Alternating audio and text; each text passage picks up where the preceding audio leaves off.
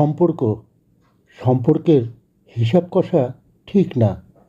কারণ যেটা আজ কাছের সেটা কাল হতে পারে সবচেয়ে দূরের। আজ যে মানুষটাকে ভালোবাসা মনে হচ্ছে, একদিন হয়তো তাকেই মনে হবে কেবল একটা স্মৃতি।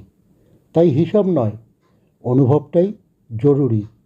যাকে তুমি যতটুক অনুভব করো, ঠিক সেই মুহূর্তে তাকে সেভাবেই ভালোবাসো। নিজের মতো করে আগলে রাখো।